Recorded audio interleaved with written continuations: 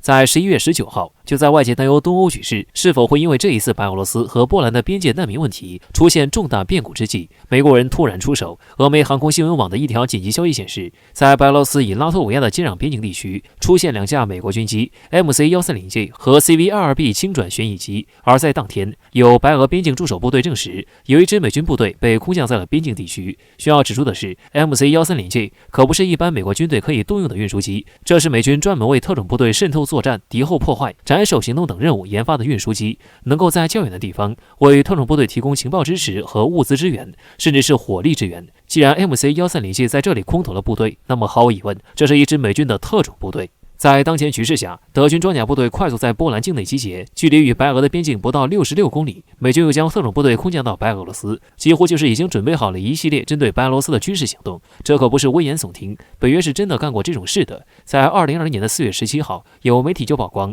白俄情报部门破获一个针对白俄罗斯总统全家的暗杀网络，成员不光有美国的 CIA、FBI， 还有来自英国军情5处和波兰的情报成员。此事直接把白俄罗斯想要服软的想法击碎。如今，白俄罗斯的战略空间完全被北约掐死，不得不选择和俄罗斯签订一体化条约，可以说完全是北约和美国佬一手酿成。目前，白俄罗斯没有正面回应此事，仅仅表示在获悉美军特种部队疑似针对白俄执行渗透作战之后，采取了一些准备和行动。这些行动可能会让美国的计划彻底失败。值得注意的是，笔者从外网翻到的资料对比，十分怀疑此次参与行动的是美国特种部队第352特种作战联队。国内的消息可能不多，该部队隶属于美国空军旅级编制，但规模却远超一般的旅级部队。该联队下辖2支大队，分别是第752特种作战大队和第352特种维护大队，分别配置 CV-2语音和 MC-130J。752大队下面又分成了4支作战中队，这个特征也符合白俄在边境地区出现的美军部队装备特征。有观战士担忧，美军很可能是利用特种部队渗透破坏白俄边境地区的防空网络和雷达设施，之后配合后续的北约大股部队大规模进攻。如果那样，对普京来说将会成为一个巨大的考验，一场大规模的战争将不可避免。11月19号，一条消息在俄罗斯炸响，美国众议员蒂夫·科恩和乔·威尔逊近日向美国众议院提交了一份提案，提案内容直指俄罗斯总统普京。据悉，在提案中，美国的这2位众议员公然放话，俄罗斯在下一届竞选中必须换新的总统上位。若在2024年，普京依然竞选俄罗斯总统，必将不会继承总统之位。这是什么意思？普京不能担任俄罗斯总统，即使担任了，美国也不打算承认这个是总统吗？这发生了什么？美国难道是被普京给压怕了？不然怎么能够提交这样一份简直无理取闹的提案呢？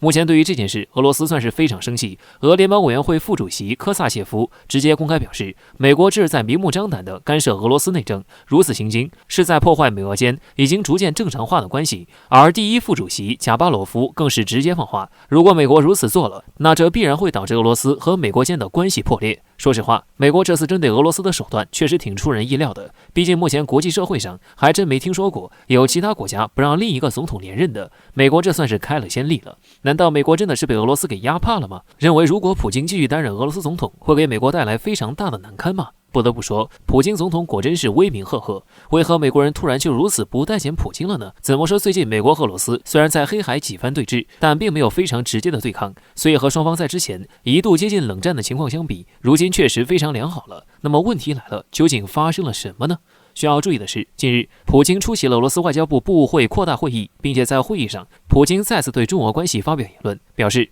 如今中俄关系已经达到历史最高水平，足以称为21世纪国际关系典范。并且随后，普京还非常明确地提到，未来中俄间将会继续无视西方的挑拨，扩大双方互动，加强双方在国际社会上立场，积极应对国际社会共同面对的挑战和威胁。很显然，普京这是在力挺中国，特别是在美国明明和中国达成了合作关系，却依然不断试图继续挑衅。普京的这项支持显然是戳中了美国的痛脚。而且很有意思的是，近日普京还签署了一项总统令，内容是为中国中央广播电视总台台长盛海雄授予友谊勋章，奖励其为巩固中俄人民间的关系做出的巨大贡献。不得不说，难怪美国如此看普京不顺眼，这简直是光和美国对着干了。不过不得不说，美国这次的动作着实小家子气，还想干涉俄罗斯选举，还真是对自己毫无自知之明。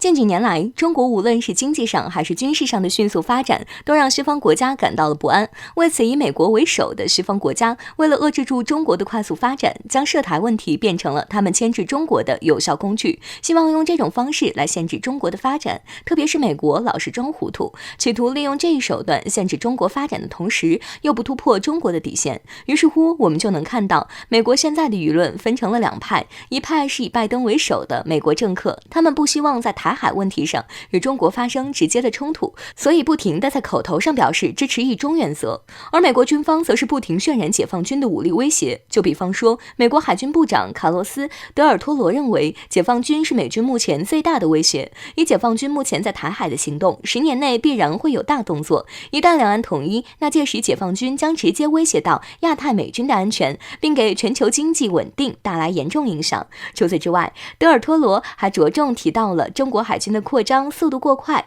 称以目前中国军舰的建造速度，那中国海军的规模将在2035年超越美军。对于德尔托罗这一说法，美国前国务卿基辛格在接受美国新闻网时做出了一则反驳的预言。在基辛格看来，预计台海局势在近10年内都不会发生战争，和平统一正稳步推进。而基辛格的这则预言也引发了国人们的热议，其中大多数观点都是反驳。有一说一，这位已经97岁高龄的老人家曾经是建立中美良好关系的重要人物，他的预言和分析也不能说毫无根据，而且必将在国际上产生一定的影响。但是对于我们来说，他的预言其实没有任何的参考价值。近几年来，不论发生了什么大事，台海问题在美国始终都是热门话题，美国各类高官们时不时就要站出来发表2句意见，对台海形势做各种预测。对这些预测判断来说，我们听听就完事了，根本没有什么实质性的价值。只有我们才能掌握台海局势的走向，内政问题必须由我们自己解决，不能让外国势力插手。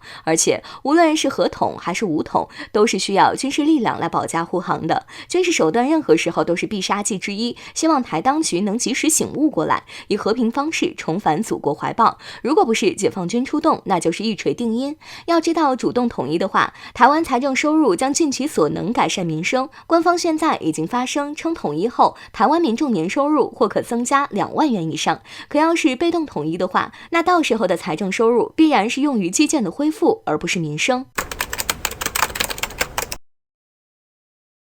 在本月的5号，美国五角大楼发布了一则声明，该声明的主要内容为，美国空军已授予洛克希德马丁公司一份总金额高达108.6亿美元的全新合同。该合同要求洛克希德马丁公司对美国空军的182架 F-22进行中期升级。据了解，这一次更新的项目包括对 F-22的机体延寿和维修、改进后勤保障和升级机载设备。整个升级计划预计在2031年10月31日前完成。也就是说，此前美国空军参谋长查尔斯·布朗所说的美国空军将在2030年前完全退役 F-22的计划将被终止。需要知道的是，这一声明除了意味着 F-22将不再退役外，同时也是美国空军在冷战后最大的一次战机升级。需要升级的 F-22足足有182架，按照计划来评估的话，每架升级成本平均接近6000万美元。不得不说，这数字真的非常夸张，因为这是一架全新 F-35采购价格的80%。